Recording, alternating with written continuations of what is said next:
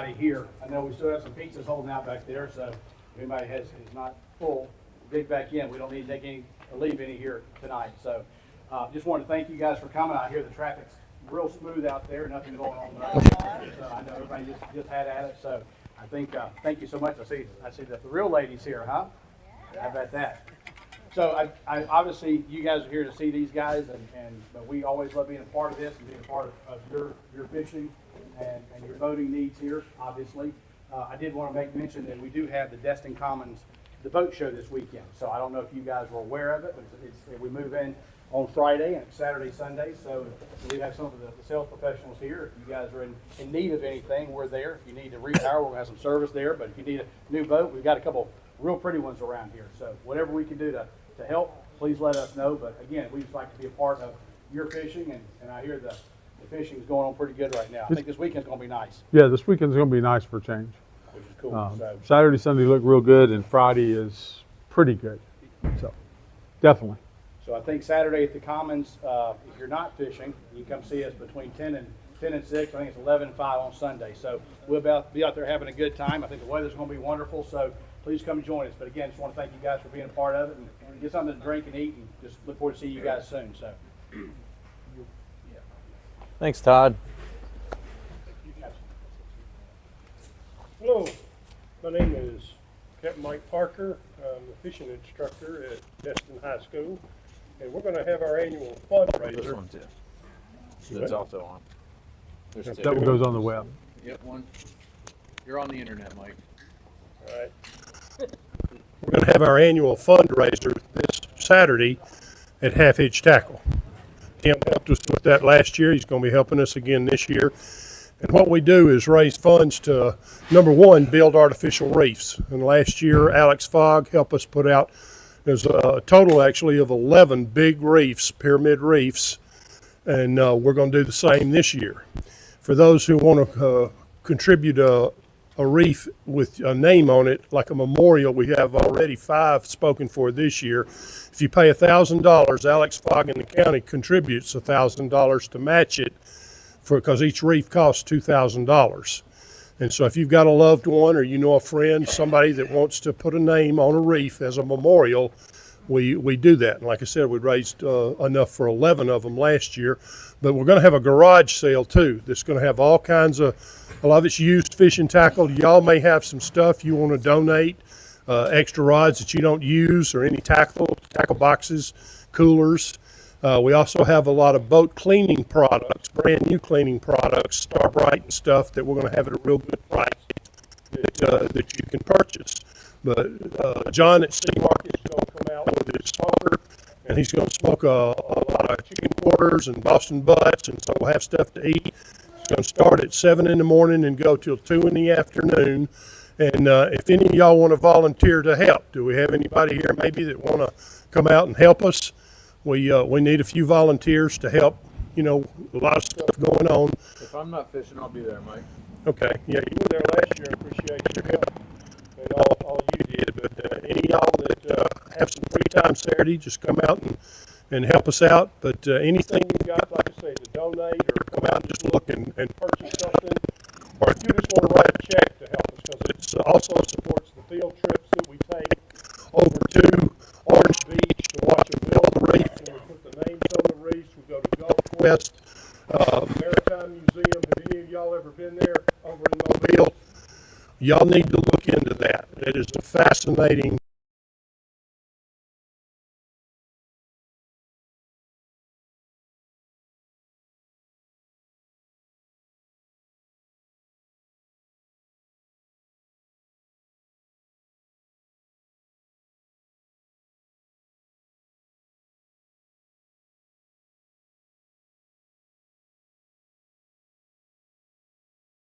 ocean, and we at the school are looking to purchase one for our class. It's not going to be of the same caliber as that one. That one's $250,000. But we're going to get something that you do with the headsets, the virtual simulators. We're going to get some of those for the classroom for the students. But anything y'all can do to help us, if you want to make out a check, you make it out to Destin High School and notate it fishing class, and they'll get in and help the students with the reefs and with the field trips that we take. But, thank you for your time, and hope to see some of y'all this Saturday. Well, now time's up. So you guys enjoyed the. I'm just kidding, Mike. Thanks, Mike. No, I'll definitely be there. As long as I'm not fishing, I'll be there too, Mike. Okay, thank you. It's a pretty cool program and pretty cool. Yeah, it Thanks. is. I mean, for y'all that don't really realize what's going on there, the Destin High School formed this fishing class, and the first year they had just one class, and I'm pretty sure, if I'm correct now, they have 2 advanced and 1 beginner class. Is that right, Mike? So they're doing 3 classes. This is the first accredited fishing class in the state. And a lot of other counties and municipalities are looking at doing this with their local high schools and junior high schools. You know, a lot of them have fishing clubs and stuff, but none of them have actually accredited classes. So it's a really cool thing for our local kids. And it's, you know, some of the kids that are in this class, you know, they may end up being charter boat captains or deckhands, or they might end up working at our store one day or somewhere like Bass Pro or somewhere like that. It's a way to get them, you know, trained into doing something that they can enjoy for a lifetime of doing. So I think it's a great deal. Yeah, 3 of them that have already become captains, and got 3 more that are getting ready for February. See, there you go. I would have loved to have been in that program. Oh, Would have I would- saved me a lot of time. Sign me up.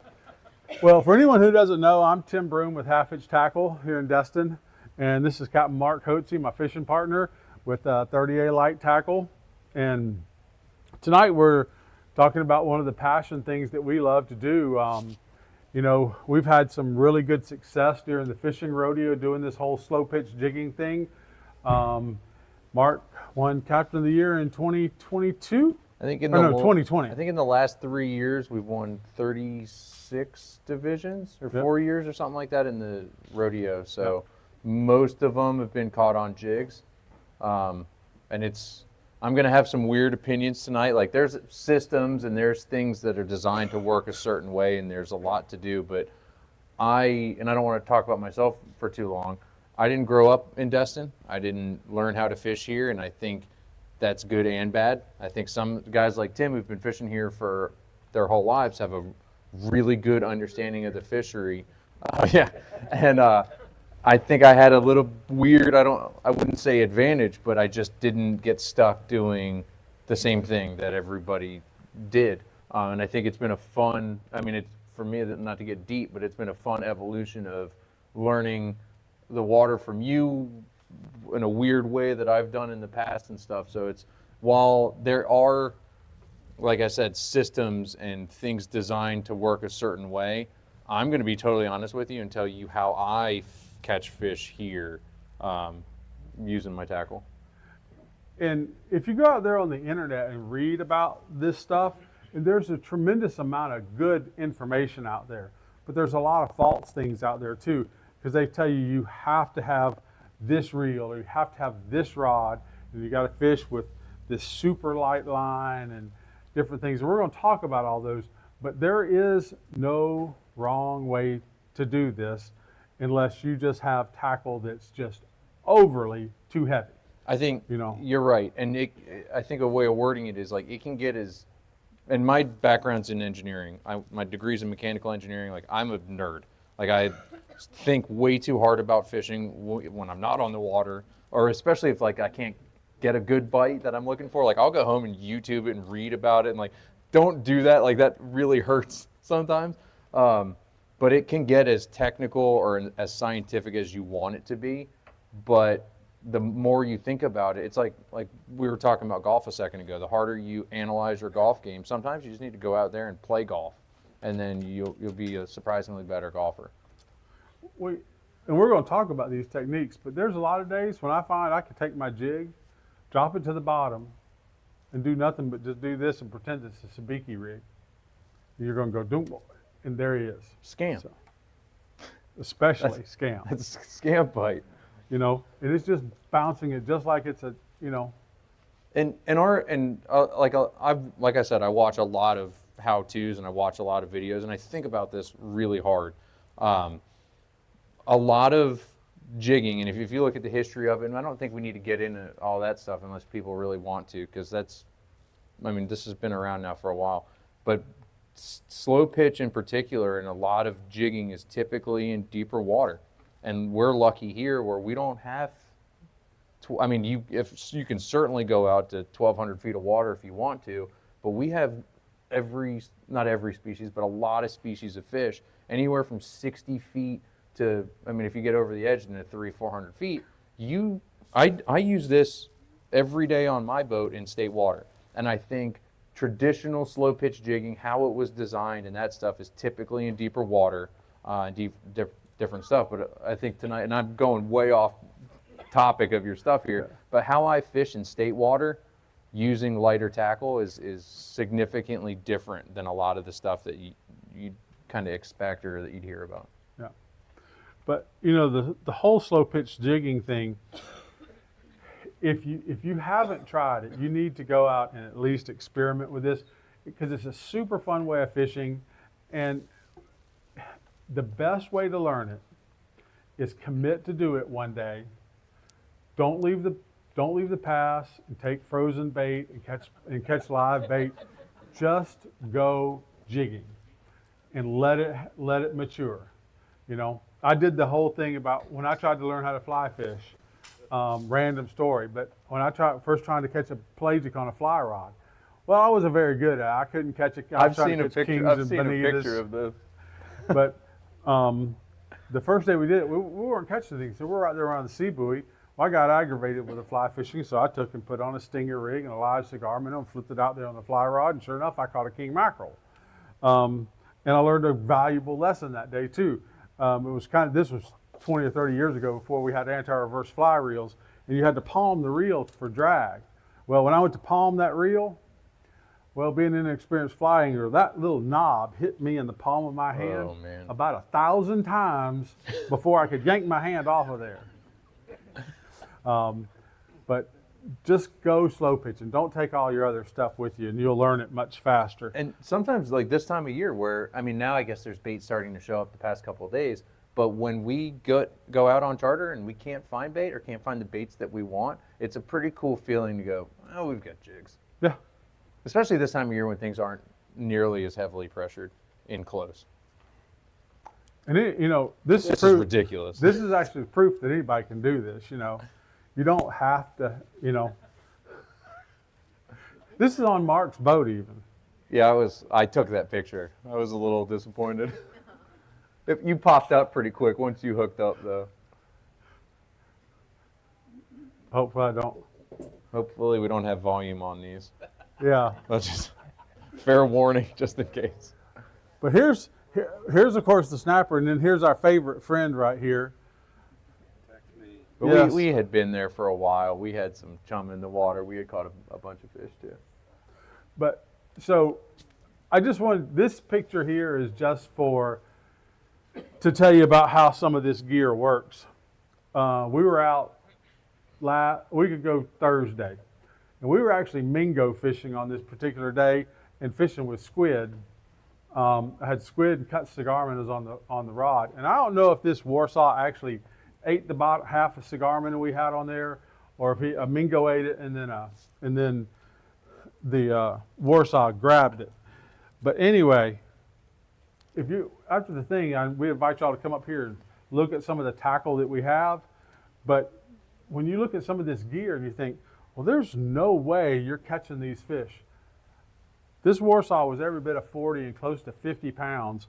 We caught him in 360 feet of water on a 2-hook rig mingo fishing. But on this, it's actually the little spinning rig that's over there. It's on a Shimano Saragossa 6,000 reel with 50-pound braid.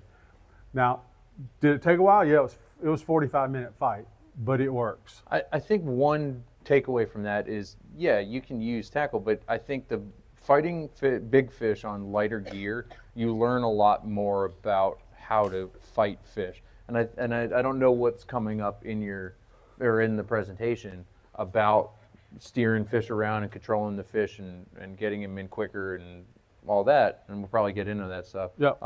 But the more in tune you are of what's actually happening with your tackle, and I think that's why we fish generally with much nicer tackle, because you can feel it, and I think that it says a lot about how you're going to steer that fish around and catch that fish. Yeah. It's very similar, like if you go back to the fly fishing thing, they catch 200-pound tarpons on fly rods, and it's about learning how to lead the fish. Your tarpon goes this way. If you put pressure towards his tail, he will turn and come back the other way. If you try to just get in a tug of war with a tarpon on a fly rod, he's going to win every time. But if you learn how to guide him with the rod, then you can easily fight a 200-pound tarpon on a fly rod. It's the same thing on the jig. And I guess, we might as well cover this now. I tell every single day there are people I run a full-time charter, and people get on my boat and they're like, what am I supposed to do with this? And every species of fish, I can't control what bites, but typically it's kind of like, okay, all right, we're going to fish either bottom, we're going to fish for pelagics like kings and tunas and mahi, or we're going to do something. Typically, here's how those fights go. And I go through this whole thing, and I should just sit down and make a YouTube video or something, but no one's ever going to watch it before they get on my boat anyway. But I go through this whole long talk about, okay, I think fish are relatively dumb until you're trying to catch them, and they're really hard. But I think fish are dumb, and they don't really know what's happening. They just know that they ate something, and it's not right. So, luckily our water here is so clear, and I think we'll come back to that because that really will help your jigging. But the fish doesn't know what's happening, so he'll bite something, he knows something's wrong, and he'll kind of throw up everywhere and chum the water up for everything else. But if you don't make that fish mad, you can steer him around. So fish breathe by getting water over their gills and extracting the oxygen. If you can keep him from running, or with the example I like to use the most is a bonita. A bonita on an inshore fishing rod is A, fun, but B, it's perfect for people to learn how to steer it. And you'll see people on one side of the boat, and all of a sudden their fish is jumping out of the water over there, and they're like, oh, I want to walk over here. I'm like, stick that damn rod in the water and steer him back over. And you'll see people start steering a fish, and A, it'll get the fish to the boat quicker. The fish isn't as strained, so if you're going to let him go, he'll swim right away. Or if you're going to harvest it, the meat's a lot better because he's just not. The longer the fight lasts, the worse your chances are of getting that fish in. So the more you understand about fighting a fish, and think about it, because I know you guys all hook a ton of bonitas. So the next time, just learn to steer him around, and you'll be surprised how fast you can gain on him while steering him around. And that, I think slow pitch is obviously a much more vertical thing. And some of the examples that I think of when slow pitch jigging is a lot like topwater fishing and making that your topwater dart across the water. It's the same. It's a very similar style of, while they may not be taking off that way full speed, they're trying to go down, and their fight's not long. It's just a couple, just hold on for that dig, because they don't have a whole lot of wind, especially if you're keeping them from breathing. So it's just the more cognizant you are of maybe what that fish is doing, I think helps the fight a lot. Yeah. And I'm going way off topic. We haven't even started talking about anything really. And the whole jigging thing, this will work for realistically for every species that we do here.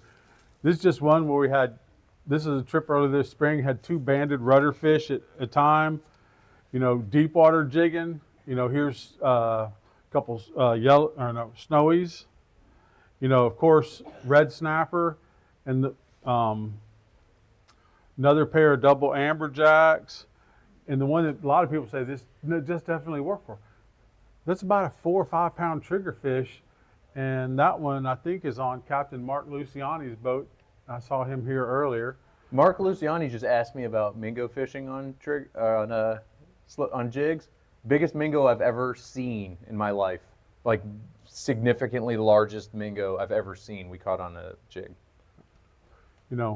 Amberjack snapper combo. So it will really work for almost anything, any species you're going to fish for.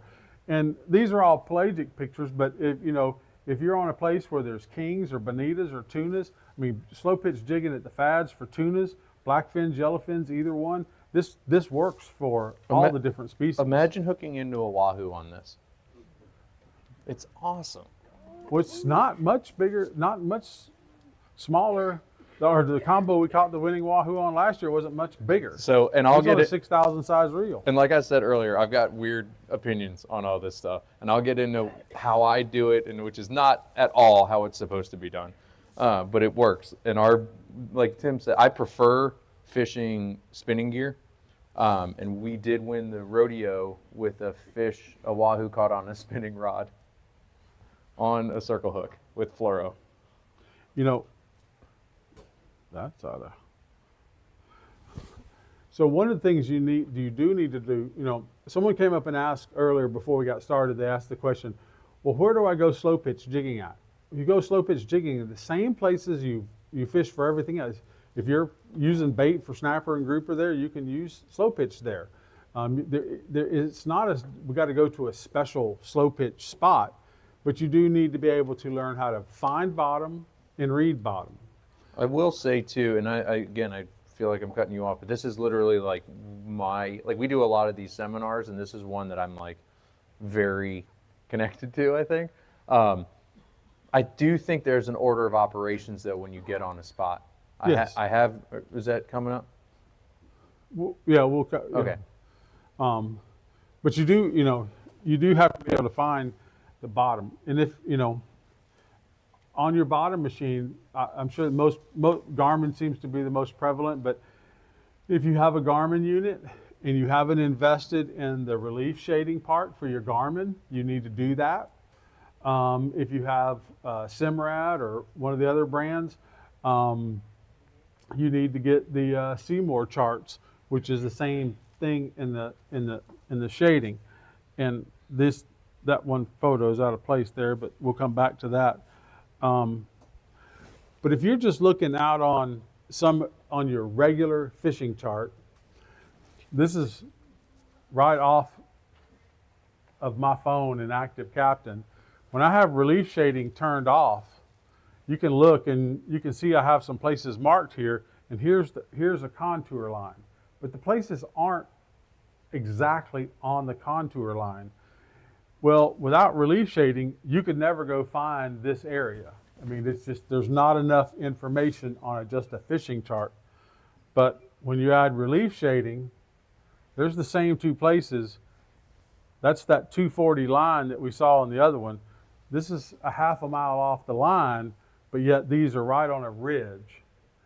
And so technically, even if you didn't have these numbers, you could come down to this ridge and just start working your way down the ridge. You would eventually find the fish on that ridge. And they won't always be on the exact numbers because they're going to move up and down that ridge. But that's, Garmin, it used to be G3 Vision. Blue Charts G3 Vision Yeah. Plus, and then it became Vision Plus. Well, then it became Navionics Vision Plus. Yeah. And it's a $249 for your initial investment, and then they do yearly updates. And if you want the updates, they're $125 a year. If you don't, you can just go with your one-time subscription. It won't actually, once you download it, it's on there for good. And then also, if you don't have, and I'm going to let Mark tell you about this, but have you ever gone, if your boat has autopilot, you probably already have it. But if you don't have a heading sensor of some sort, and if you've noticed when you start to go to your spot and you're kind of starting to, when you're running at a speed, the line to go to your spot works very well. But when you start to slow down and now the spot's here and you're over here, and it's showing this little line where you should go. And as you start to turn, there's this lag before your boat ever catches up on screen to where you need to be. I see some people nodding their heads. There is a heading lag sometimes. Basically, there's a GPS receiver in the chart plotter, and if the boat's not moving, it doesn't know which direction it's facing. So sometimes at super low speeds, like Tim said, there is a lag when you're looking for your spot. For boats that don't have autopilot and more aggressive heading sensors and GPS receivers. This is what I added on my boat. It took one calibration and it basically eliminated heading lag on my boat. So it actually took a learning curve to get used to running my boat without the heading lag at slow speeds once I got close, because I'm kind of like, all right guys, hang on, I'll find it. But it is it's a much better GPS position receiver, but also has a built-in heading sensor, so you know which direction your boat is pointing. And I think the big picture in this is the more you understand not only your tackle, like we were just talking about, but your electronics, you will catch more fish if you know what you're doing and if you know what you're looking at on the screen. In this part of the seminar, this leads into the slow pitch jigging, but this goes along with everything else that you would do, whether you were just going out there traditional bottom fishing or going trolling or whatever. These are things that you need to know to be able to do any of that. And I'm even going to go farther as to say, I mean, yeah, fish point and helm master makes a big difference. I think there is an advantage sometimes to drifting over a spot and covering a little bit of ground when you're fishing. But me personally, if you can't tell, like I'm all over the place. By the way, I'm talking about this. What are you laughing at? I'm all over the place talking about it. So you can imagine how excited I am on my boat. I can't stay on the sticks the whole time running my boat while this is going on. So for me, having either some kind of electronic position holding or a trolling motor on the boat, and I much prefer fishing with a trolling motor, especially how the styles that I fish with. But a trolling motor, electronics, and good tackle, I think makes a huge difference. Absolutely. Yes. And then, learning, we all have the stuff and we need to learn how to use it. And I'm gonna cover up this side for a second. This side over here is the whole bottom, and this is showing from 0 to 210 feet. Well, most people would probably pull up onto this spot and go, there's nothing here, let's go. But we have good quality bottom. We have Mark's favorite word, these little fuzzy thingies. This is how he talks on the boat too. He's like, ooh, look at the fuzzies. And like, of course, just the amount of time we spend together. Now I call them fuzzies, and every time I hear Tim say fuzzies, it becomes a thing. But the little fuzzies that it's showing down here, though, that's not only we have hard bottom, but we have living corals on the bottom. So this is what we call live bottom or natural bottom. But we do have some fish. Well, on this side, we've split the screen in half and are only looking at the bottom 30 feet. Well, now what we're seeing here looks much better. And when you're on a wreck, you got the wreck sticking up, and then there's all these fish up above the wreck. Well, when we're fishing natural bottom, there's little coral heads and ledges and rocks, and all the fish, most of them are underneath that. There's a few showing. But as you start to drop to the bottom will just come alive. And I see so many people drive right past fish that they should be catching. I don't know how many sonar slides that you have coming up, but I have so much to say. Very few. Okay, sorry, Legendary. But I am a nerd with this stuff, like I said, and I think if you know what you're looking at, you will catch a lot more fish. Sure, everybody's seen big shows of snappers or triggers or baits and any of that, and we've gone through whole seminars about what to look for. I do, shameless plug, I'll admit it, I do electronics training on the side about how to set up your chart plotter, because even this, I can tell by looking at it, there's like 6 or 7, I'm serious, like 6 at least, settings that I would change to be able to know what you're looking for, because often we'll get on some of his fuzzies and we'll look at it and we'll start doing something and I'll look at it and I'll go, you see that?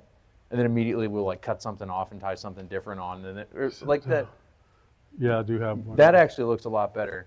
Yeah, you can go ahead. Was that my boat? No, that's not, because it's got that.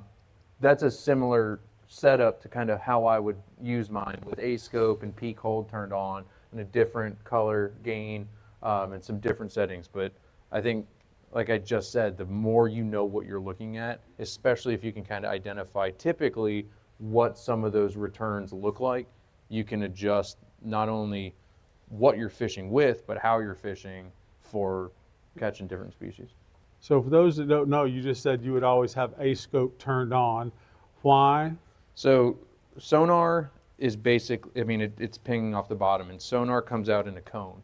That cone, if you look at the bottom of this, so this column here is actually what the actual sonar return at that instant, and most of your sonar display is history. that sonar cone that comes out, you can see this one is 150 feet. That's the diameter of the cone at the bottom. So you're in 250 feet of water. Obviously, if you're shallower, that cone will be more narrow, and if you're deeper, it'll get bigger. And with peak hold turn on, this is actually the return of what's there. So it looks like, yeah, there's something going on up here, there's a lot here, but you can actually see what's going on. And realistically, I first used it to really show people on my boat, because I have so many tourists who are like, what are you, I'm like, oh my God, look at the black snappers. And they're like, well, how do you know that? And I'm like, okay, well, this column is live, and this is all history. So you can see here, like now they're all on the bottom, and you throw some chunks of bait over, and you'll see them kind of moving up a little bit and doing different things. I'm like, this is all history. So I one of the first things I do on a new boat is I'll turn off surface noise. I'll turn on A-scope. I'll turn on peak hold. And luckily for us here in Destin, most of the technology and the transducers is similar, but the water quality, that we're all fishing the same water, so a lot of times that the settings can be adjusted to cover them. But we've had whole seminars on this stuff. But I call A-scope the poor man's live scope. So instead of having that actual like 3D picture of fish moving around underneath the boat, once you get used to looking at this, I say it's like the Matrix, where you start seeing things and you're like, oh, you should probably try this, and then you hear drag start screaming off.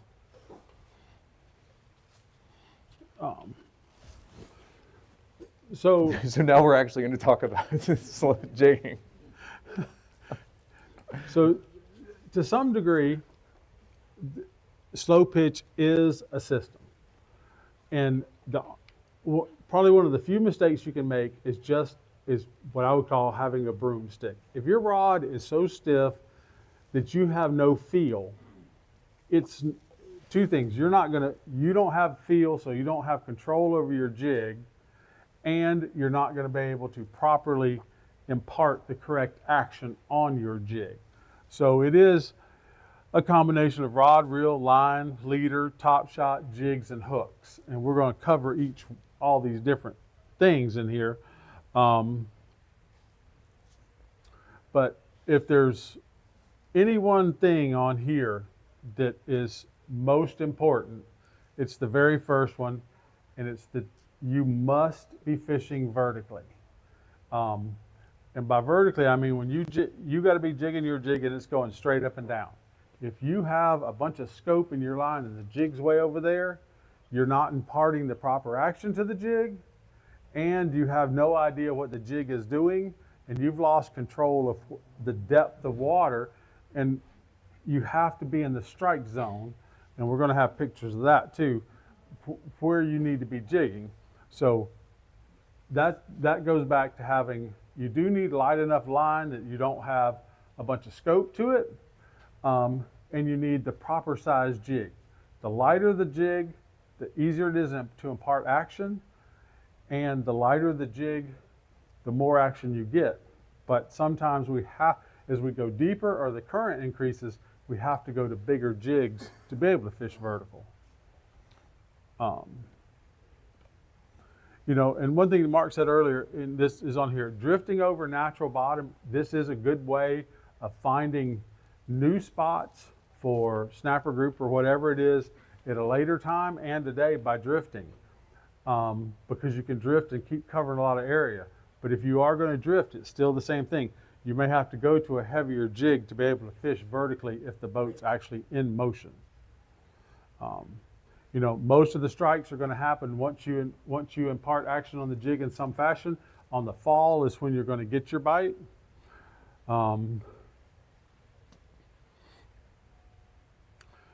like the last one, it says the slower the jig falls, the more bites you get. And that slower jig fall becomes from having the lightest possible jig that we can have to be able to still fish vertical. Or the right shape jig. Or the right shape jig. I think, and again, I'm all over the place tonight. I think the most important thing, like if I was sitting where you guys are and I sat there for a long time, and I would never be the fisherman I am if it wasn't for a lot of the stuff that Tim tells everybody over the years. So thank you for doing that, first of all. I think the number one takeaway, obviously, other than asking me how your electronics work, our water's so clear, and if you can, I mean, it's not right now. It's pretty gross right now, especially in state water. I don't know if you guys have seen how brown the water is, but learning how or what your jig is doing, and again, I think a lot more about this than I need to. You want your blue slides? My blue, not yet. Okay. Well, I mean, that'll come up, but if you know what your jig is doing in the water, I think it'll help. And I used that analogy earlier of that top water bite. Like, you can see walking the dog going across the top, and you're like, hey, that looks pretty good how this is going. So if I was a fish looking up and I saw the jig or my top water plug kind of darting like this, luckily our water's so clear. So especially like a new shape jig or a jig that I've never seen before, I want to see what it does. And I'm sure we'll talk about pitches and cranks and lifts and all this stuff, but I'll drop my jig in the water over the side of the boat and look down until I really can't see it anymore. And I'll give it some turns, I'll give it some rod action, and just see what gets that thing to dart the way it's supposed to. And I think there's whole opinions, and I think slow pitch jigging is called the thing. I'm not sure if that's what the Japanese intended it to be called. But pitch can be defined a number of different ways. But basically what I'm saying is if you look at your jig over the gunwale of your boat and you're lifting the rod up, if you're cranking real hard just to see what it's doing and getting it to jump a certain way and flutter down and jump the other way and flutter down and walk the dog up the water column a certain way, if you know what your jig is doing 10 feet under the boat, then once it's down a lot farther, it's probably going to do something a lot similar, and you'll probably get a little bit of a feel in the rod and reel, especially holding it the right way and getting the certain blanks that we use and feeling all that stuff to know what your jig's actually doing in the water, if that makes any sense. And he's exactly right on that. You know, we've often we keep talking about it, we never do it, is going and getting out in my backyard with my pool where the water is really clear, and then taking a bunch of the different jigs and get the GoPro and go underneath the water and actually film what they're doing. And yeah, because like this one's going to flutter completely different than one of these. These are going to jerk a certain way real fast, but again, I think we'll get into all that. Yeah. I'm just really into this, you guys. I'm sorry. You know, and basically what Mark just said is, you know, there's the short little stubby jigs. These are going to have the most action to them. They're going to react more in the water because they're wide and they have different cut angles on them. This happens to be one of those little Shimano flat fall jigs. And, you know, we have the Shimano flat side jigs. Excuse me? But, and then, you know, then we have like a pencil shaped jig. So a pencil jig like this one, this would be more for a very heavy current day or a very deep water situation. And the reason for that, this one will cut the water much better and allow you to get deeper, and the current won't affect it as bad. But a pencil style jig is not going to have nearly the action that something that's wider and flatter is going to have. So we need different jigs for different conditions. The calmer it is, the less current there is, the shallower the water is. We want a jig that a wider jig will fall much slower, and that will give the fish more time to actually bite. And if you guys, and I say this every time I start talking about fish, if you are going to keep something and you harvest that fish, look and see what he's been eating. For me, not necessarily the shape well, definitely the shape, but the size of my jigs has changed a ton based on the stomach contents that I find in a lot of these fish that we do keep, especially in shallower water.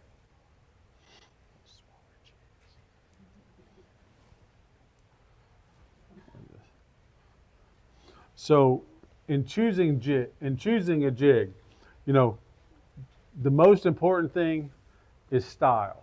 Whether we're fishing with something that's short and stubby, that grabs a lot of water, or something that's more of a pencil shape.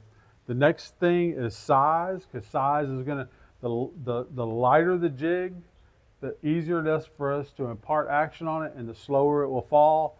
And then the last thing is color, which that is kind of opposite of like if we're picking out mirror lures for trout fishing or soft plastics for redfish, most of the time we're picking color first, then size. I think a lot of it's preference and what you have good luck on. So like for me, I prefer fishing. Well, you only fish with one jig. That is not true, but 95% of the time I prefer a certain jig because that works. And you prefer a certain jig, and we both have different ones on, and you catch a bunch of trash fish, and I always catch the good one. I'm just kidding. Yeah, okay. No, I'm kidding. But I think a lot of lures in the industry are made to attract the fishermen, sometimes more so than the fish. So like I like certain jigs, and honestly, the jigs that I prefer have changed based on what have gotten bites. But I do. Well, we can make this real simple. The Shimano. This is the Shimano butterfly flat side jig. This one here is white and silver stripes. This is a killer jig. This is Mark's favorite jig. This is the one that's his first one to reach out of the box, and it would be my second. And my first is the JY jig. It's a pink with the same silver and white stripes in it. Either one works equally well.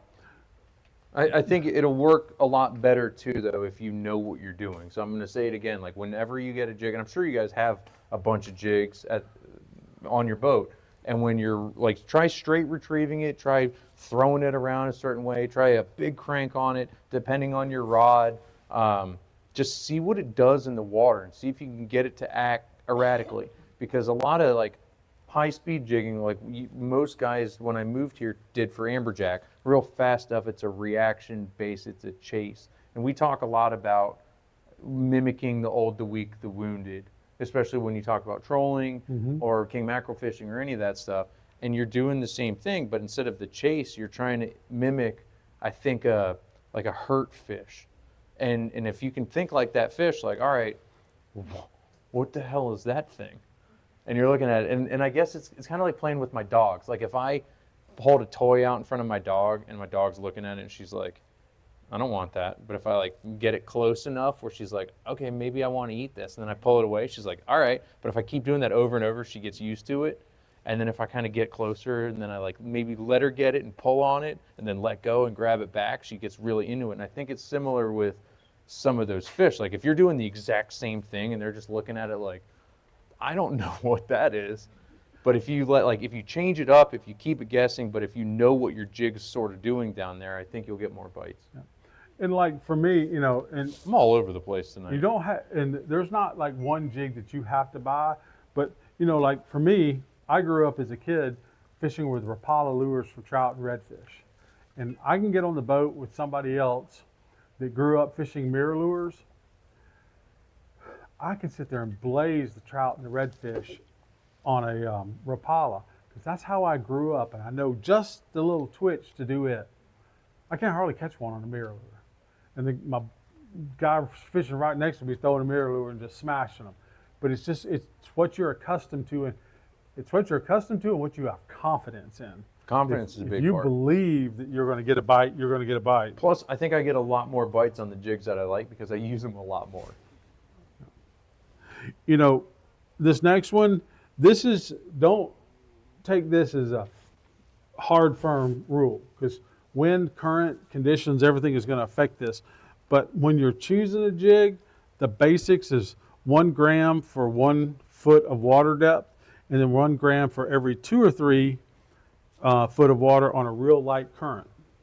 It's just a real basic guide as to the weight of your jig. And we sell jigs from anywhere from, I think about the lightest ones that we have are about 40 grams, and we carry them up to almost 400 grams.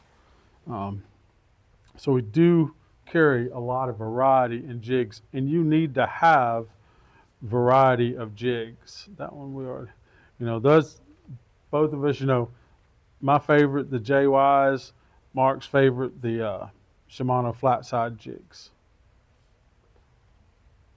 And go back one, that shows you kind of a fall pattern on these. Because Tim said earlier, a lot of that strike is on the flutter, on the fall.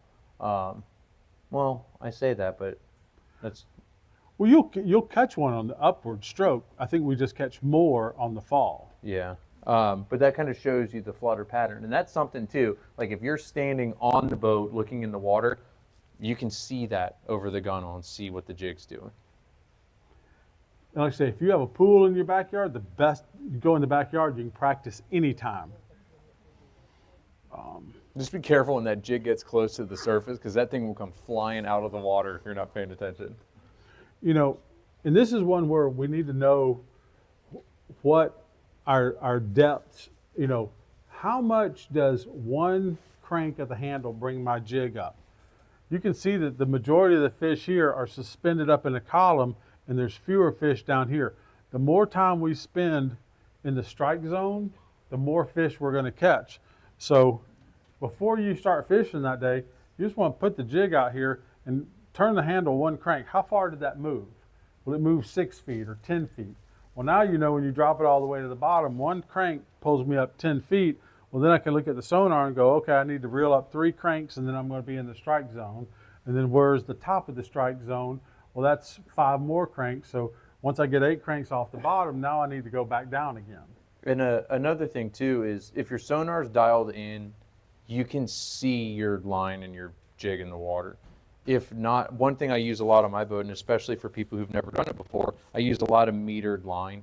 I use that Power Pro depth hunter, and it changes colors every 25 feet. But there's also a tick mark, I think every 5 feet.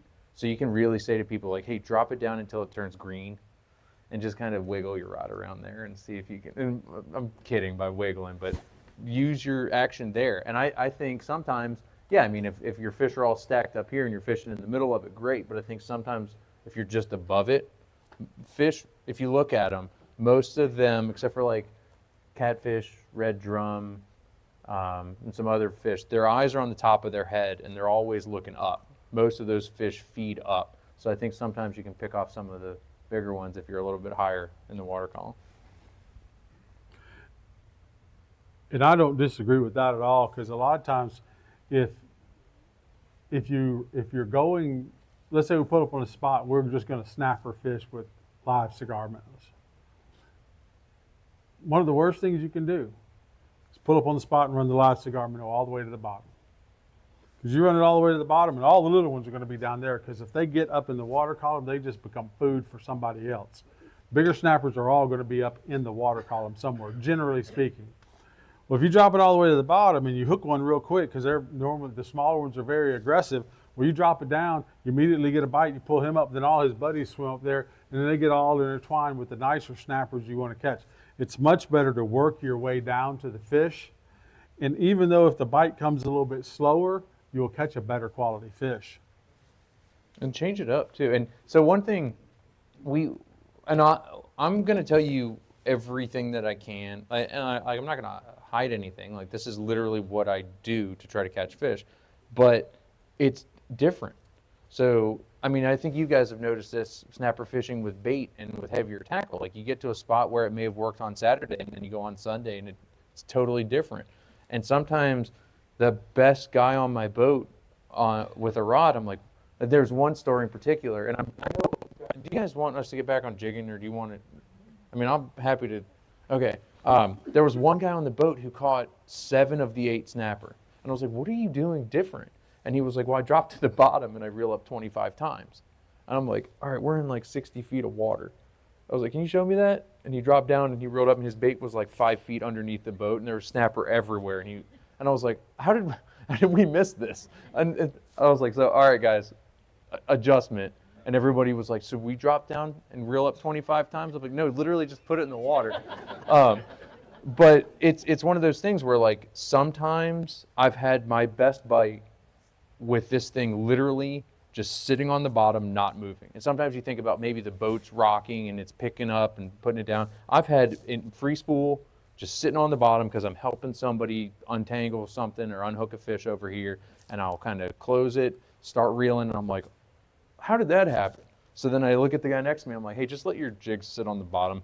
Like, don't do anything. And then he's like, hey, I got a good one.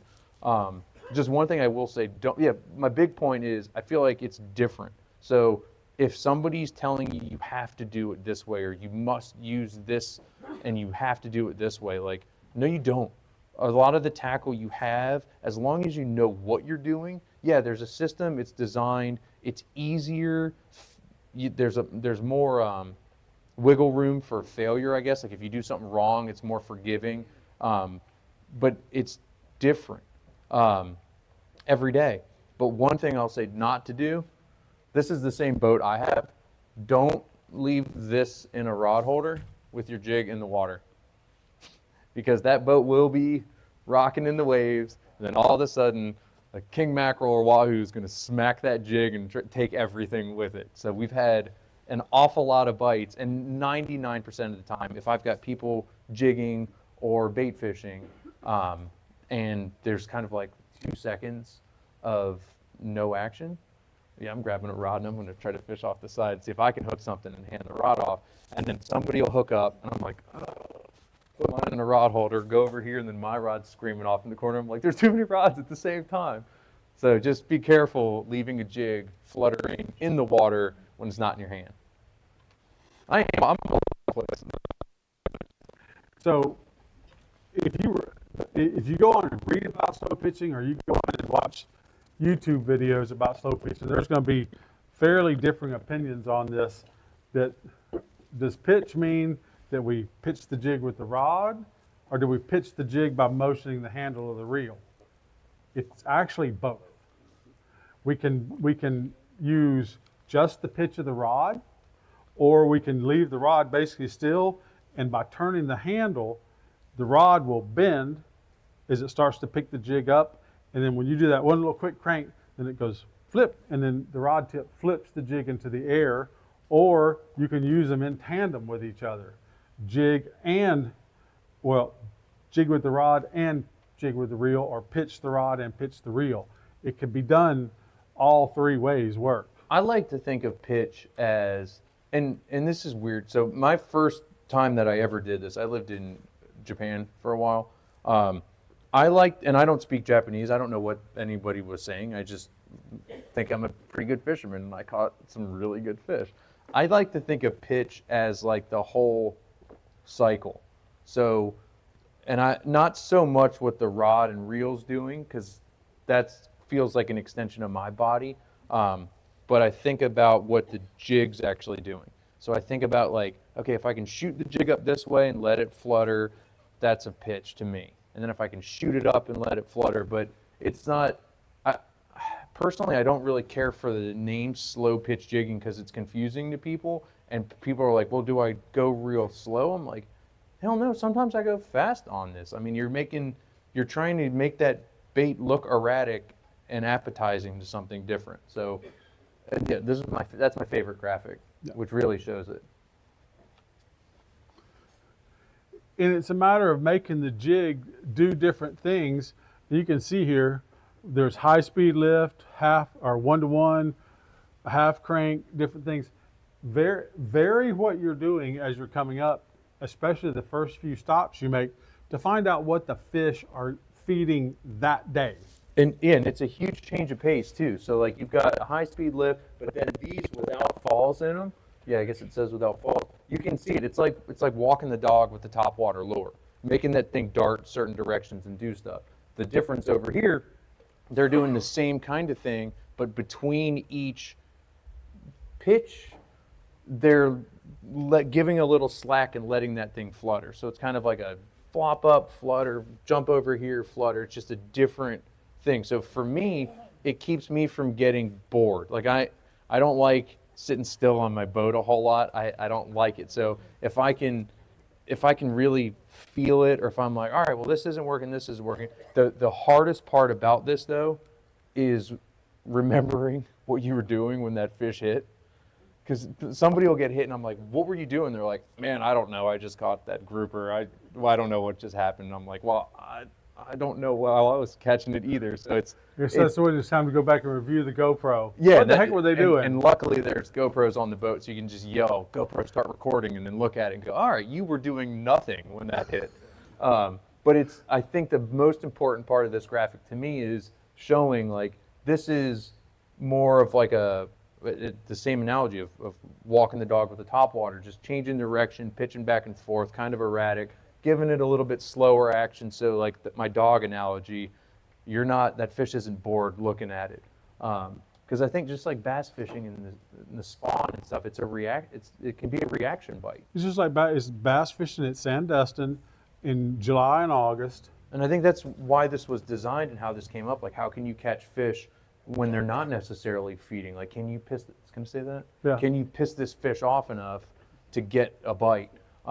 So sometimes it's like a mix of all of this, and some days they're going to bite. And I think the red marks here typically show where you get bit. And like this one is on the flutter on the way down, it got bit, and this one is right at the transition to the next movement.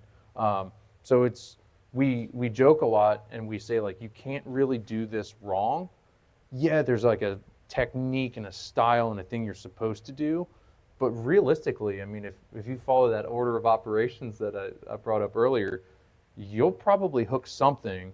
But if you are cognizant of what the jig's doing, what you're doing, you can probably remember what was happening at the moment of strike to try to duplicate that and make it happen again throughout the rest of the summer.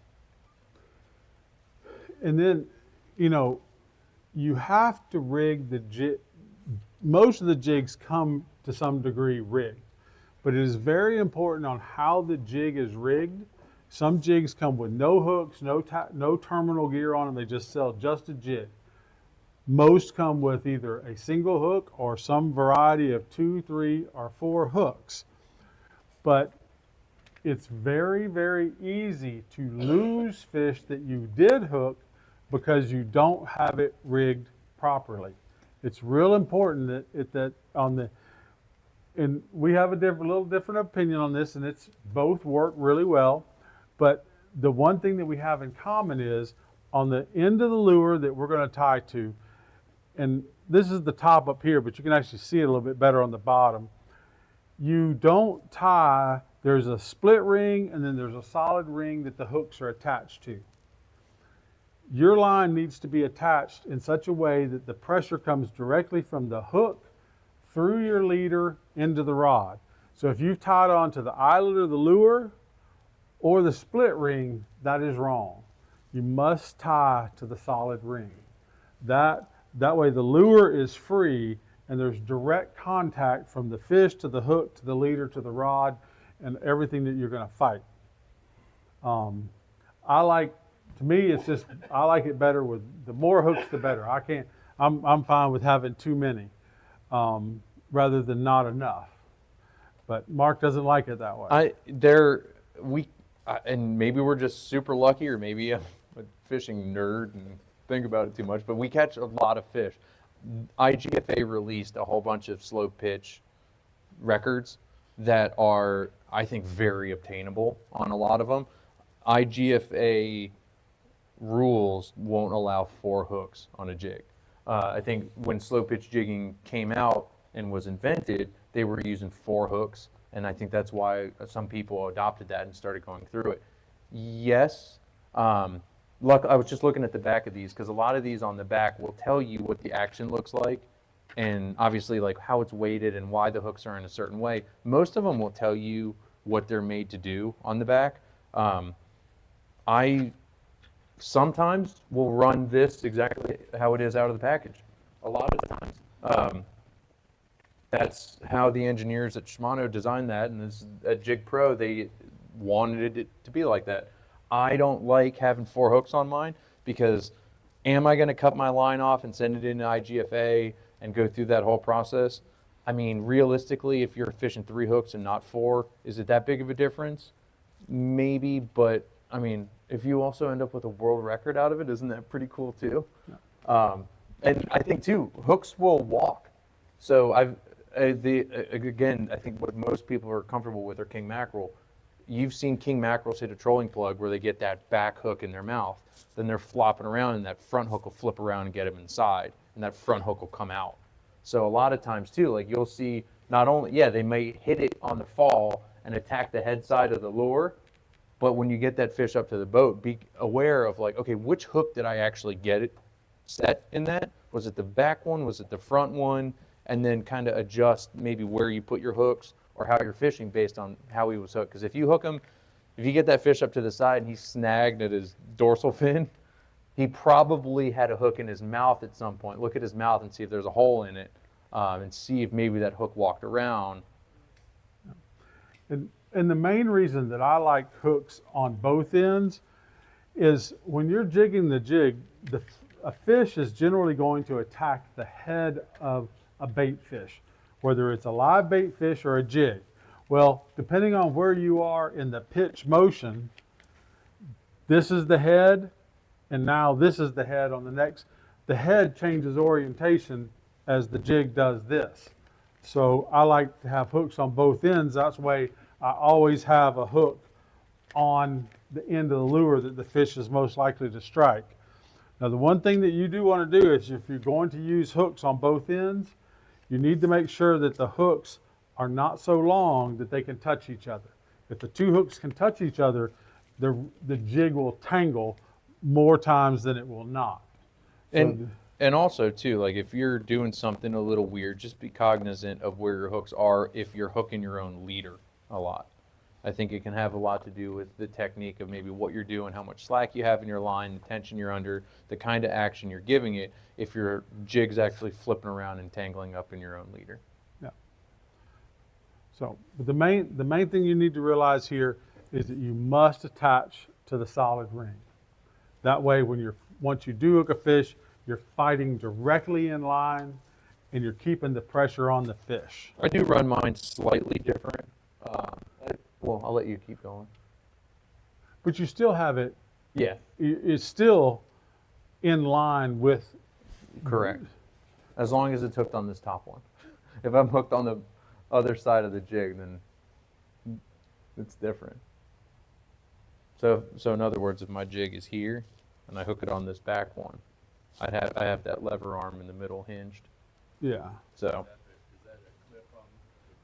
I'm huge on terminal tackle, and some of the guys, some old school guys, and everybody will say, "Oh, don't use that much stuff. Don't use speed clips." I'm like, "Yeah, right. I'm gonna outfish you, and I'm gonna use all the clips that I can because I like to swap things out. I like to change things.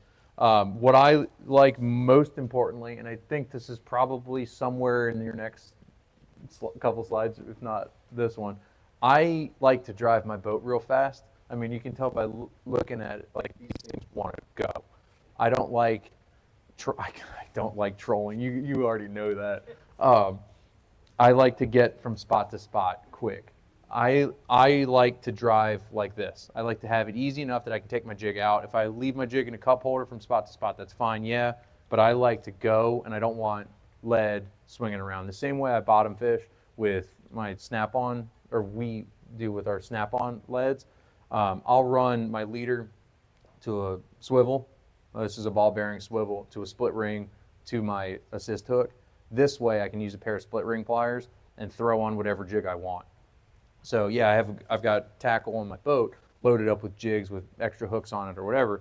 But if I get to the spot where I want to fish, I grab those pliers, I put whatever jig on I want, see what it's doing in the water. If there's too much current, if it's not enough weight, I can use those split ring pliers and put on a different jig and drop it right back down. So I like to do this mainly for ease of changing my jig, and so I can drive fast as hell from spot to spot.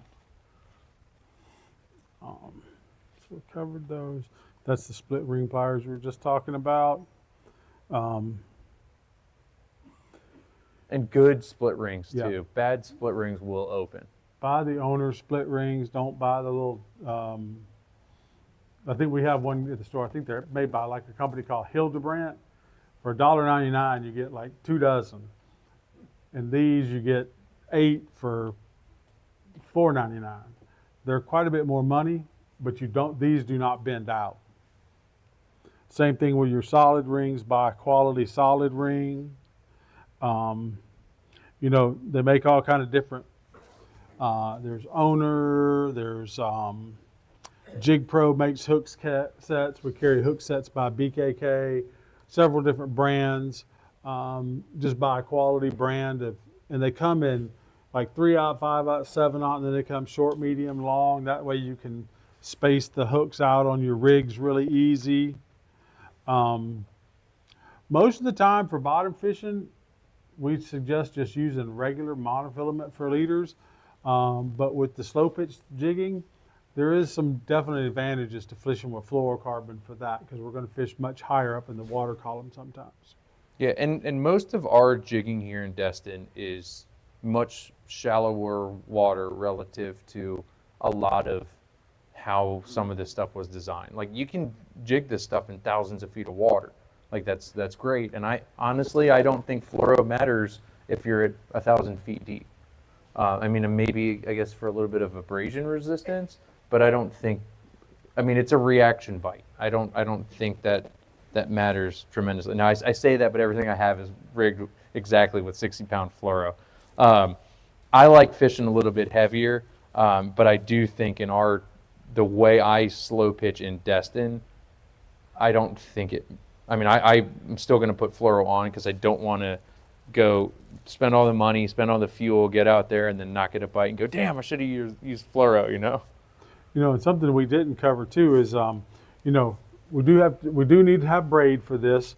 Generally, I think both of us either fish with 40, 50, or 65 braid. Most of the purest slow pitch guys will say 20 or 30. Well, I don't think they're catching the size of the fish that we catch. They're not fishing on wrecks that are as heavy as we fish. And our fishery requires a little bit heavier gear. And we're only fishing, I mean, at max, for me, on a small boat, max 350 feet. So like you're not getting the drag in the water from a slightly heavier braid. You're not getting most of that. Yeah. And like the rig that Mark has there, it's got the Shimano OC at 2000 or the 200. Jigger 2. Yeah. And then this is my little Trinidad 12A. Both, you know, this is spool with like, I think I have 40 pound on this one. I have 60 pound fluoro leader on here. If you don't know how to tie an FG knot, to me, an FG is essential for this. It goes through the guides. It works really well. An FG is for most people, an FG is fairly difficult to tie. But if you will learn the reverse FG, it is very easy to tie. You don't have to have tension on the spool with your foot and wrapped around this button and around my little finger and this ear and have my buddy hold it and we do all this twisting. Mark did a great video on YouTube. If you just type in 30A reverse FG, a great little tutorial on how to do it. Or I can show you one after this if anyone wants to see it. It's really easy. Tie a reverse FG, and I mean, under a minute for sure, but you really should be able to do it in under 30 seconds. It's not a complicated knot. If you're tying the original FG, they make these PK PR bobbin tools, whatever they're called. That's just throw that in the garbage. I mean, we fought a 500-pound bull shark for an hour and a half on one of these things on that reverse FG that we tied not under tension in a minute on the boat while it was moving from spot to spot. And if it will hold for that, I'm not really worried about it. Yeah. So yeah, I mean, people test like breaking strength of knots and go through all this stuff. And yeah, there might be one that is stronger, but this damn thing works fine for me. I don't think there's one that's stronger. If an FG tied right, I don't think there's anything stronger. Yeah, I mean, plus it'll go right through the guides because you can tell the guides on these are small. Plus, I like it for me on my charter because I know when I hear someone's leader, their wind on start coming through the guides, you hear that like ding, ding, ding, ding, ding. I'm like, slow down. Like, you've got this fish now. Like, don't reel this thing into the rod tip. Just slow down. I generally like mine's probably. I start off about 25 foot a leader, then I replace it when it gets down to less than 6 or 8 feet. So I think leader often, especially for regular bottom fishing with heavier tackle, people go into shock. I don't think, especially for me in Destin, you're probably fishing Destin. Destin water, it's not, I mean, if you're in 200 feet of water with a 10-foot leader, I mean, your shock on that might be max, like what, a foot? I don't know, I haven't done that study, but like you're not using that for shock. This rod is gonna be your shock. So like a lot of times guys are like, oh, you need a super long leader, but I'm like, if that fish wants to wiggle, I mean, look at how much, I mean, that's a foot right there just in the rod. And I guess there's styles and there's techniques of how to fight fish, but sometimes I'll get away with using a really, really short leader. And for me, I mean, I have to buy my own leader. So I'm like, I'm going to use, I don't know, maybe 2 arm lengths and see how that goes. Or maybe Tim's getting a little bit better bite than me because he gets his leader for free and he's using 65 Since feet when do of I get fluoro. leader for free? I'm just, you know what I mean. But so yeah, he's taking it out. He's taking it off on my boat. You're exactly right. That's why I get sabiki rigs. When Tim ties the leader on my boat, he's like this. He's like, all right, let's just keep going.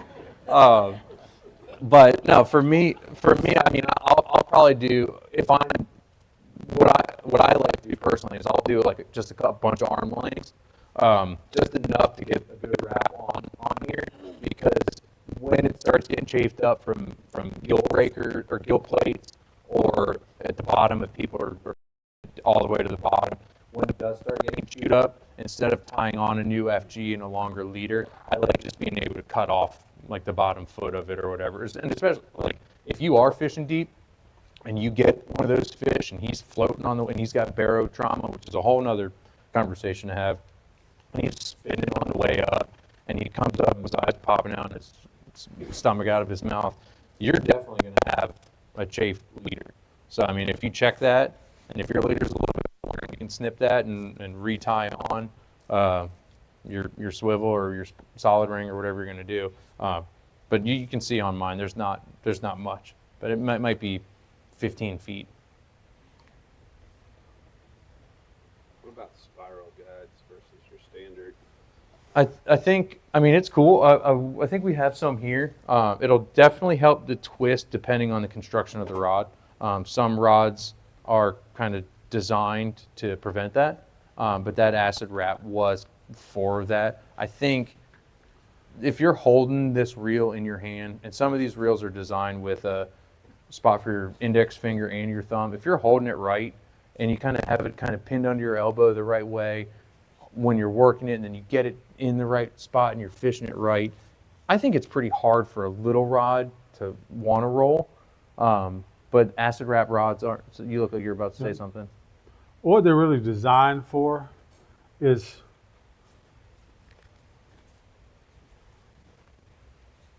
every rod has a natural bend. So if you put your rod if you come in the store, you get your own rod and you twirl it, that's the natural bend of the rod. That's where this rod wants to bend. So it's not lined up with the reel seat. When we build a custom rod, the first thing we do is we check the blank, see where it bends, and we mark it. If it's a spinning rod, the guides would go in here. If it's a conventional rod, the guides would go on the outside. That way, when you hook a big fish on like a big conventional solid glass rod, if it's not splined correctly, the rod wants to twist this way or this way in your hand.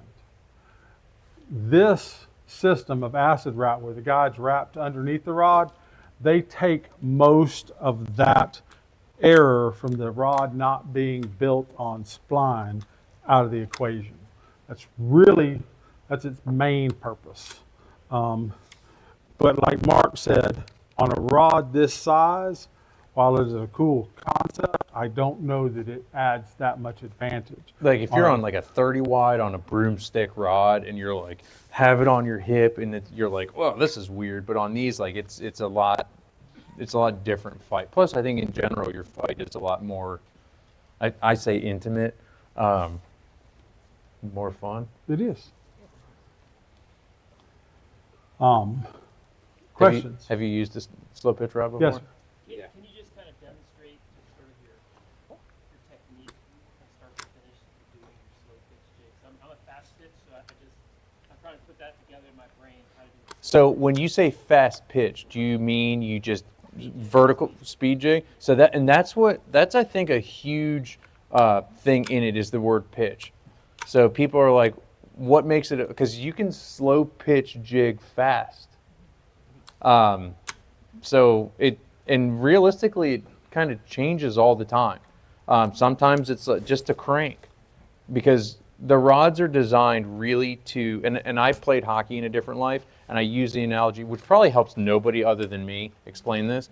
And we were talking about this earlier today. You take a slap shot, and people are like, oh, you just have to swing real hard and hit the puck. And I'm like, well, you could also use like a real flexible stick and hit behind the puck, flex the stick, and let it snap through, because the stick wants to be straight and a fishing rod wants to be straight. So when you can get that thing loaded right, whether it's just, I mean, if you drop your jig over the side of your boat and you just crank hard once, you'll see the rod So let me load. hold your tip for a second.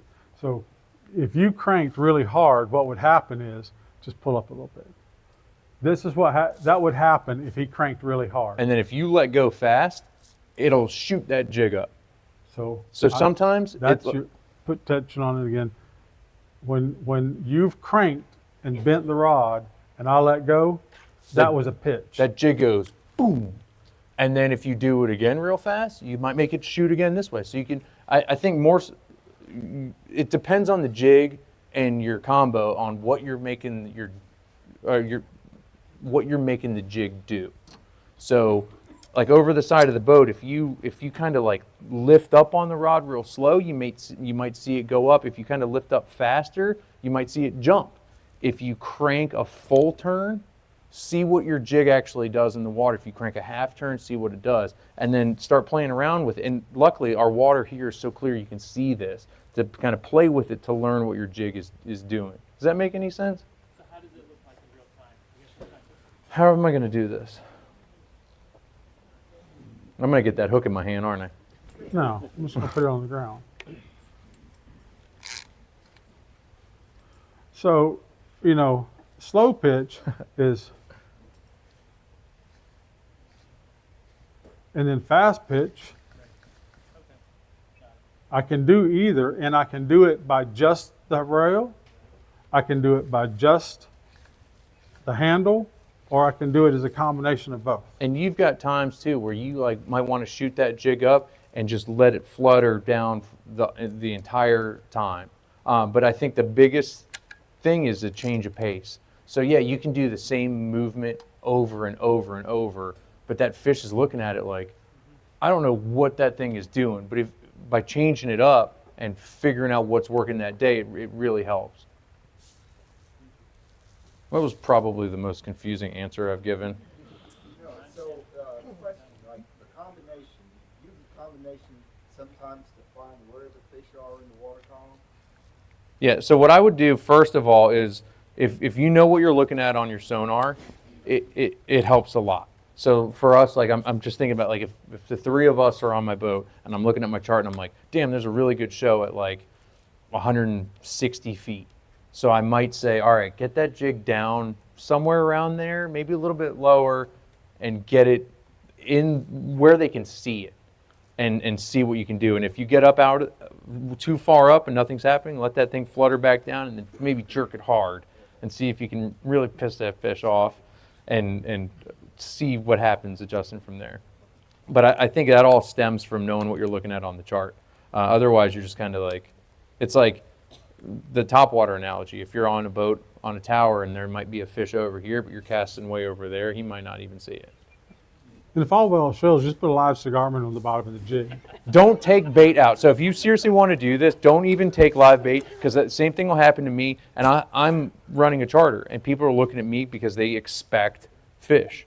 And they're like, well, I want my 8-year-old daughter to catch a limit a fish on a slow pitch rod. I'm like, that's a really weird situation to put me in, but we're going to do the best that we can, and I'll get to a spot. And we never really got into this yet, but there is that order of operations where you get to a spot, and if I try this a couple times and it doesn't work, it's very, very easy for, I think, most of the people in this room to go, all right, screw this, let's grab a bait and send it down.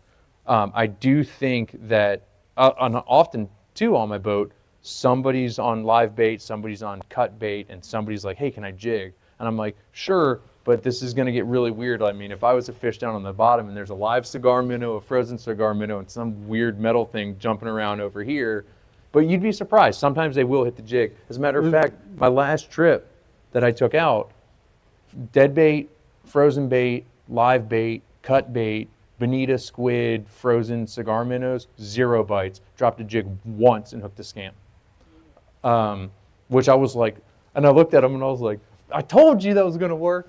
But I do think normally the jig will work better if you try it before you start doing other things. So sometimes I'll suggest jig first.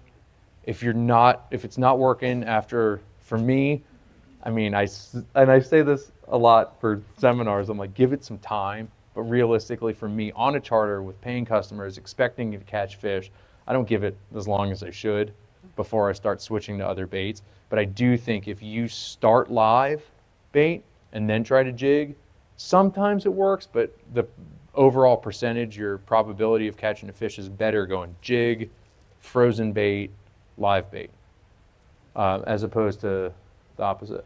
And if you've dropped a short, fat, stubby jig and you haven't gotten a bite, well, let's go to a different shape of jig.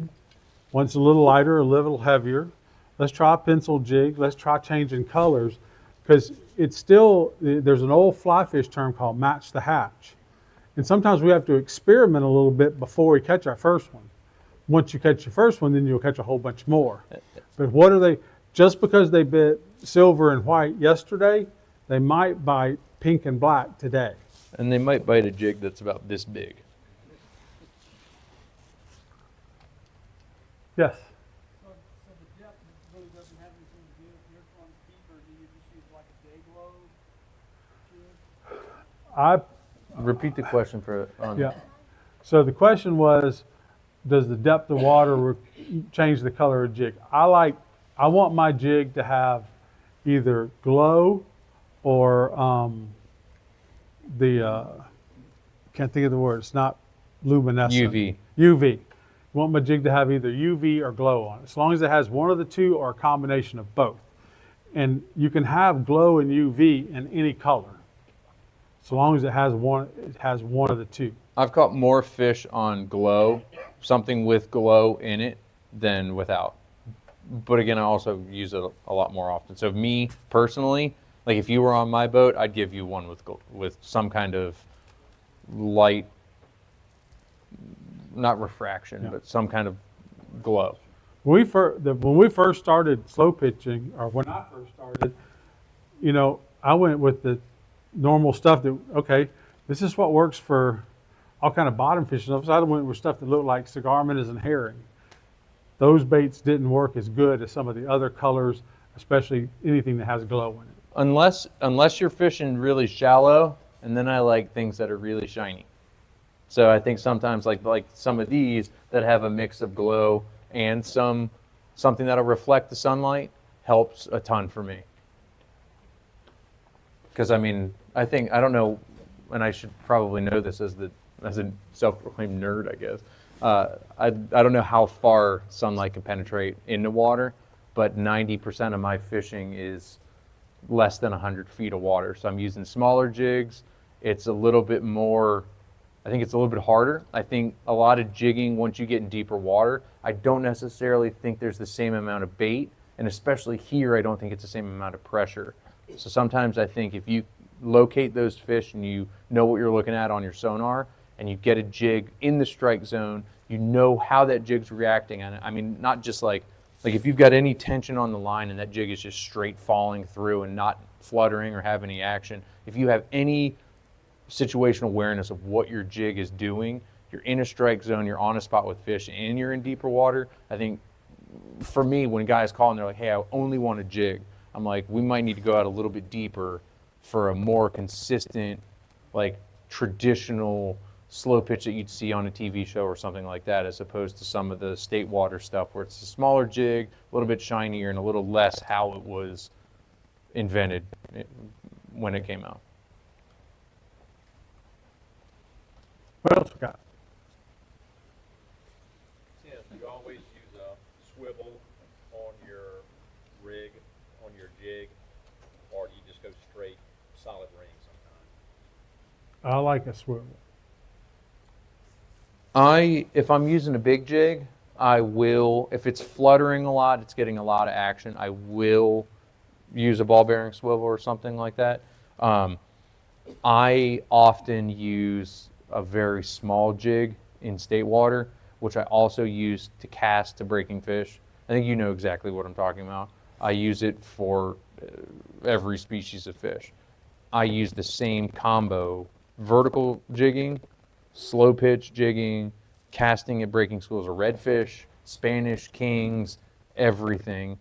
And I like to run a tactical angler speed clip on it because I think it, for a king especially, it gives, I mean, if the king is chasing the bait, so if he gets that hook in him, he's going to be, I mean, he's got to either be a huge king or I'm reeling too slow if he can inhale that whole thing. So typically when he bites, you can get away with a single hook, a jig, and that little clip, which gives enough wiggle room so that king's teeth can't get all the, I mean, that's a huge chafe guard to get away from. So you can get away with like 30-pound leader.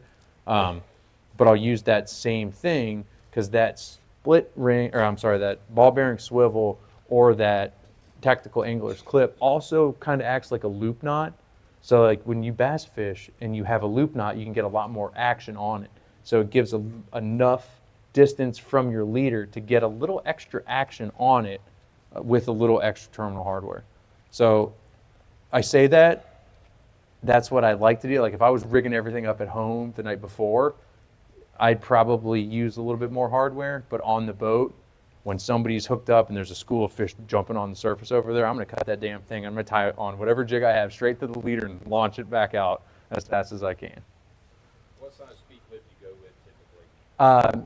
The ones I prefer, those tactical anglers clips, come in 50, 75, and 100. I think they might come bigger than that. I prefer the 75s. I probably have one in my backpack. I'll show you. Or you can have it, and that's the size that. I got the whole selection. I prefer the 50. 25 too. The 25? They do. I prefer 50. I think is too small because I catch a lot of like decent sized king mackerel on spinning, like really light spinning gear. So I like to have a little more backbone. But even then, like on a lot of these things, these have a lot more power. They're designed with a lot more drag. The drag capability is often bigger than the braid. I fish a little weirder where I'll use braid slightly heavier than the drag. The reel that I like to use is about 24 pounds of drag. So if I'm using 30-pound braid, I will lock down that drag. And some people in here should cover their ears because I will lock down that drag, which is not designed to do that, but it's fun. And you can give it to an inexperienced angler and say, okay, as long as you hold on to the rod, the worst thing that's going to happen is the line's going to come off the reel. Like the line's not going to break, or I'm sorry, the line will break before the reel does or anything happens.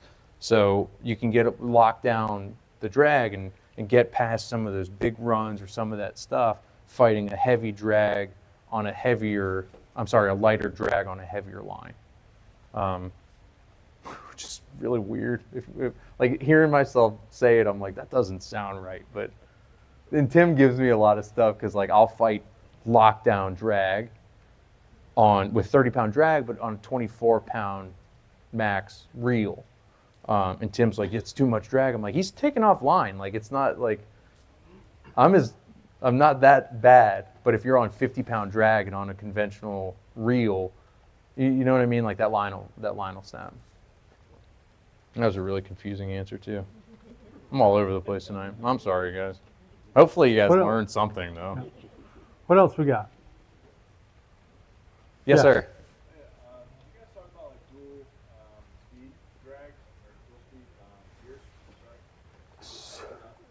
So typically when we're traditional bottom fishing for snappers and groupers and different jacks and things, we do a lot of 2-speed stuff, but the slow pitch thing we are fishing much lighter gear, and most of the rods, it's just not that effective, and they don't make most of the 2 speeds don't come quite small enough. And They have started making, like a they make it lever. all the way down to an 8 now, don't they? Yeah, they do make a Talica 8 now, which would be small enough.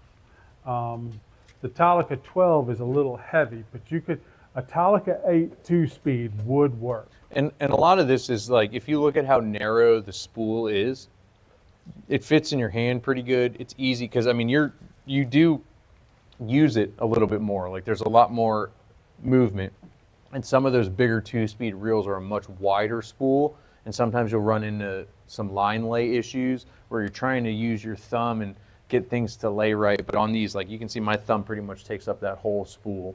So it's pretty much a slow pitch. It's a reel designed for slow pitch. Although I will say sometimes when you hook into, and plus I mean the gearing in this, you can tell by looking at it. These things are kind of designed to crank. I was just kind of thinking like the higher gear, I guess 10-foot crank would be better if you had like sharks in the area or something like that versus a 4 where you're just beating up, you know, in 200 foot of water. Yeah. But if you're in high gear with a big fish on, you're not going to move him nearly as fast as you are in low gear with more power. Yes, sir. For those of us over 75, what do you think about the electric jigging? They definitely work. I mean, you can put it on a light little bent butt rod, stick it in the rod holder, and hit the jigging function, and go sit in a chair. I'm not a little jigging rod the whole bit. It's not too much heavier than another. Yeah. For old people, it's great. You tell us. I've never tried it. It's great. You love it? So far, so good. Good. You can fish longer and not be so tired. Yeah, and a lot of it too, and we didn't really get into a lot of the how to fight fish on these. Like there's definitely a thing, and a lot of guys on my boat who are used to conventional fishing, and I remember I had a brand new rod, a brand new combo that was like my personal favorite, that I was like, this is mine. And the very first fish we hooked on it, you and I were hired to run a trip, and the very first fish, I was like, oh, my brand new rod. And I was like, oh, this is a good one. And I looked over at the guy who owned the boat, and he was like, give it to my son. And I was like, okay, fine. And I handed it to him, and the first thing he did was, it was kind of like under my elbow, and then I think on the bite, I think I ended it up here, and I was like, oh no, this is a good one. And he was like, give it to my son. And I was like, okay. And I handed it over to him, my brand new rod, and he takes it and he goes, and I was like, oh no, please don't do that. And we got that fish to the boat, but they're not designed to do that. So the fight is slightly different. And I know we're kind of going long, and I don't want to bore everybody to death. The fight is different, and I guess the Cliff Notes version, if that rod tip gets up over your hat, you're in trouble. So my whole fight is pretty much from I say my hat, and some guys will say like parallel to the water or horizontal, but I'll say if that rod comes up over your hat, I'm going to say something, but it's not just necessarily up and down, but a lot of times on a big fish, I'll go out with it too. And I'll point that thing at the fish, and I'll gain a whole bunch back, and I'll pull that damn thing towards me as opposed to getting up and down. But again, I'm fishing a little bit heavier line, a little bit lighter drag. On spinning gear, my hand's on the spool, and I'm pulling that thing. You're not supposed to do that, but it works. I'm all over the place tonight, Tim. That's all right. Well, I think Mark's got a couple goodies up here to give away, and I'm gonna come through and pass out some discount cards for everybody. This is it's a $20 off a $50 purchase if y'all haven't been to the seminars before. Get these for y'all. I don't think we have a little twirly thing. You may have to just toss stuff. And I think the better angler you become, the less you care about just going out to kill fish. I mean, yeah, catching, killing fish and getting a good dinner is a big part of it for sure. But I think everybody kind of gets to a certain area where you start killing fish and you not necessarily feel bad, but you're like, do I need 15 king mackerel today when I'm going back out tomorrow? Probably not. So, I mean, you guys know about Return 'em Right and the Barrow Trauma Release Program. I do have cards from Return 'em Right with a QR code on the back that if you scan the code and watch the little video, they will send you a free, which is legally required to have on a boat, either a vent tool or descending device. They will send you a free kit with the weight and the sequelizer release device. So I do have some of these on here. Normally we've got a raffle thing for giveaways, but we've got a bunch of hats and stuff up here. And I did bring 2 products that I use on my boat. This is a graphene protectorant. I've given out some of these in the past. This is what it's the only thing that I've found so far without like a professional ceramic coating to actually clean my boat. You basically just spray this on. And I mean, literally, I'll just go around my boat and spray it and just barely wipe it on. But it's the only thing that I've found so far to keep that tannic line off of my boat, that brown line that most of us get on the bay. So I do have a graphene spray and some boat soap and a bunch of hats. Do them like they do at football games. Just throw. Just throw them? Yeah. All right. Just throw them overhand at you guys. We got to come up with something, right? Yeah. It's your birthday? Oh. Well, you get one anyway for saying it. Sorry, I hit you. That's not, thank you. All right, hold on. Let's do pop quizzes, and whoever says it first. What's more fun, conventional or spinning gear? All right. You said I think you guys tied.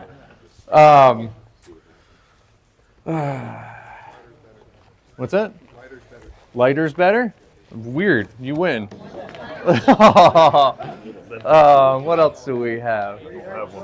What was the best? What was something that you guys learned tonight? Catch a fish, and then I'll worry about it. Oh, you damn right I do. What's that? You're close enough. All right, so silver and white. All right, so and then Tim, come up with 2 good questions, and whoever gets it, this is a grand prize right here. Oh. What's the most important part of jigging? Damn, that's good. That's good, but that's not the answer. That's a really good one.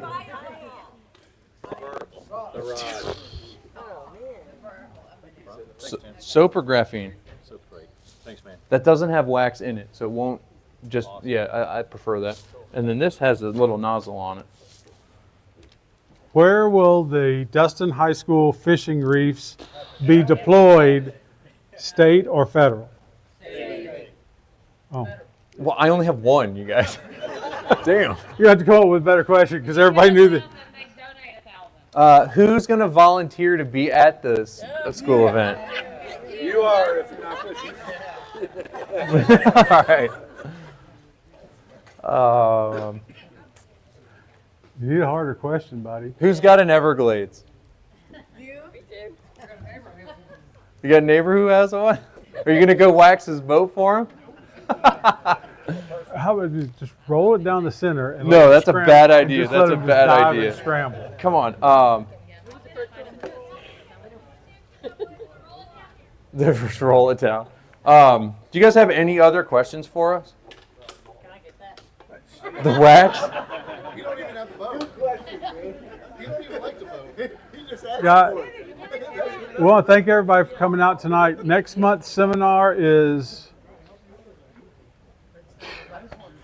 Red snapper, black snapper? yeah, I think so. But first Tuesday of every month. Yeah, there's you go. Thank y'all for coming. Yep, the first Tuesday of every month.